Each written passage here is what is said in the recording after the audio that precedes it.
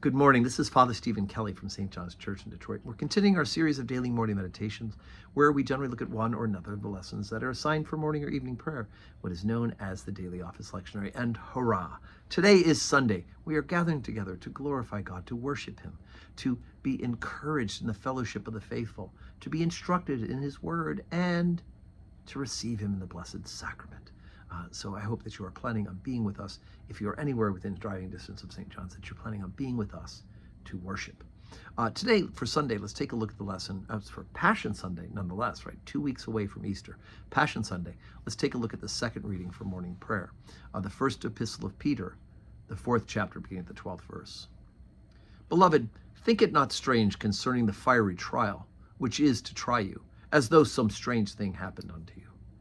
But rejoice, inasmuch as ye are partakers of Christ's sufferings, that when his glory shall be revealed, ye may be glad also with exceeding joy. If ye be reproached for the name of Christ, happy are ye, for the Spirit of glory and of God resteth upon you. On their part he is evil spoken of, but on your part he is glorified.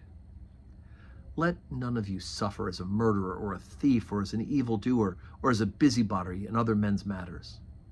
Yet, if any man suffer as a Christian, let him not be ashamed, but let him glorify God on this behalf.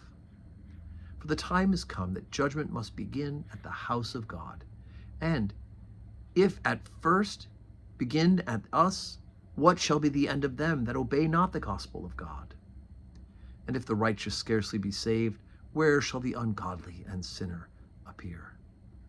Wherefore let them that suffer according to the will of God commit the keeping of their souls to him in well-doing, as unto a faithful Creator. So as I mentioned, today is Passion Sunday. We're beginning to really look at that long trek of the last weeks of Jesus' earthly ministry. As after he's taken human flesh, he's lived among us, he's dwelt among us, performed these miracles, he's preached, he's taught, and now he is heading towards the cross.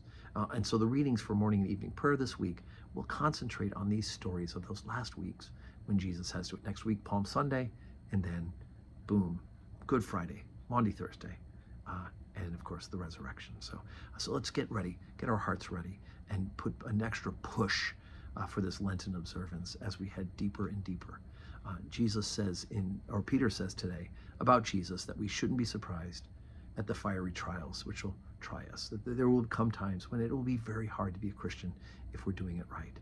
And if that's so, rejoice. Right? It's hard for us to imagine suffering and rejoicing in it. But if we're being persecuted for the cross of Christ, then we are sharing in Christ's sufferings. And that is praiseworthy. I have a wonderful coffee mug with one of my favorite saints, Maximilian Kolbe, who died at Auschwitz. And his saying on the coffee cup is, "For Jesus Christ, I am willing to suffer still more." We all want to avoid suffering, but it's a reality. But we ask Jesus Christ for peace and for comfort, and if we suffer, for perseverance, to glorify Him. So God willing, we'll see you 7:30 morning prayer, 8 o'clock Holy Communion today, 10 o'clock Holy Communion, 5:30 evening prayer. And God willing, we'll see you in church. And may you have a Sunday that is full of blessings.